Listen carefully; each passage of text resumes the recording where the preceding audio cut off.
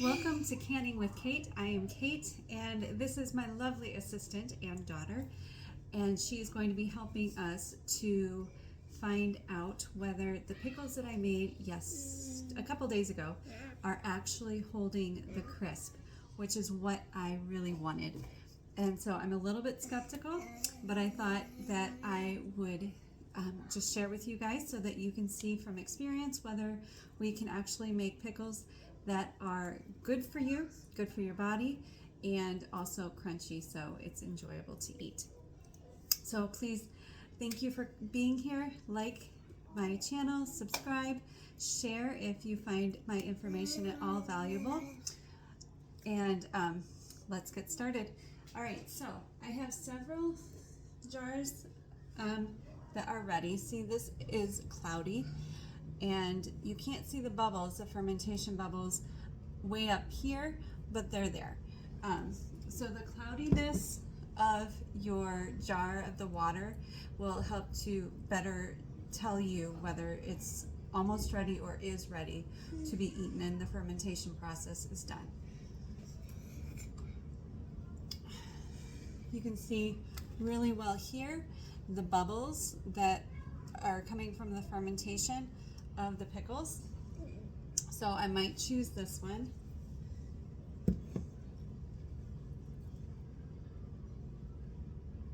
And then here's this one. All right, so we are going to try a spear of pickles and see if my lovely assistant accepts and approves of them. All right, so I do have a glass weight in here to keep the cucumbers down so they don't float up and mold.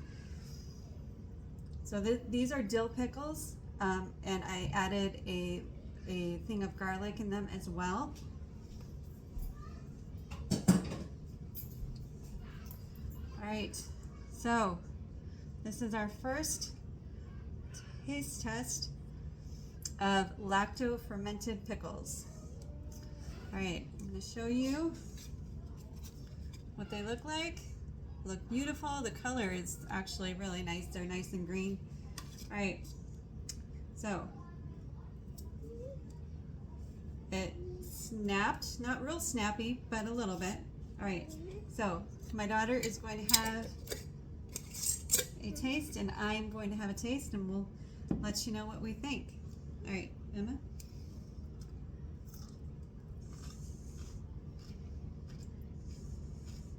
Say it, then you what the taste. What do you think? You want to try it? Tell me what it tastes like. I think they're good. I think that it can use a little bit more time in the fermentation process, so I don't think I'm quite ready to take them out of the jar, but they're very close. They are crunchy, like store-bought pickles, and it has a very light, salty flavor, salty dill flavor. So if you like a lighter flavor and you like it? Awesome. And not so strong, then this is the time frame. I think these have been fermenting for about 3 days. Yeah, about 3 days. So I might leave them in for a couple more days, and then we'll be ready to take out all the weights from all the jars and pop them in my fridge. Pretty good. All right. So the next thing I wanted to do really quickly was to just share with you my next project for canning. My family goes through pinto beans. We make the refried beans with them like crazy. So I always have a bag of pinto beans ready, and I just vacuum seal these so that it lasts longer.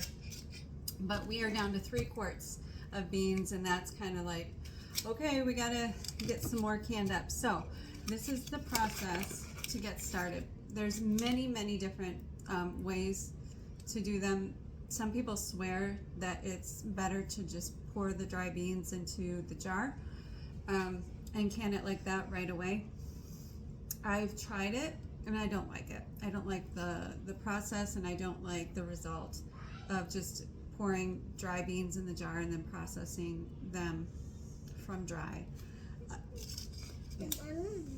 Another one? Ready. And my tongue. Okay. Well, you crack it this time. Okay.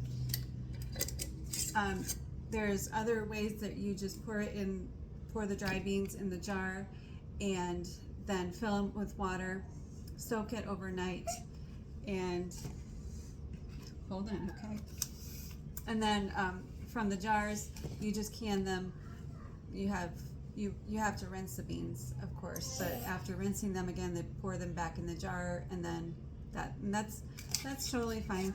Again, I don't choose to do it that way. I do the more time-consuming way, but I think it produces the best results. Is I take my beans and I'll show you. I'm just going to open this, take out my oxygen absorber, and I take a giant stock pot.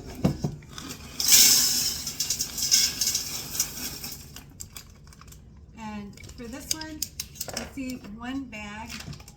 This is 2 pounds of pinto beans. One bag of these typically gives me 3 to 4 quarts of beans. So I like to have a full canner load whenever I do pressure canning because it takes so long to get the whole process done. I just prefer to have a whole canner load.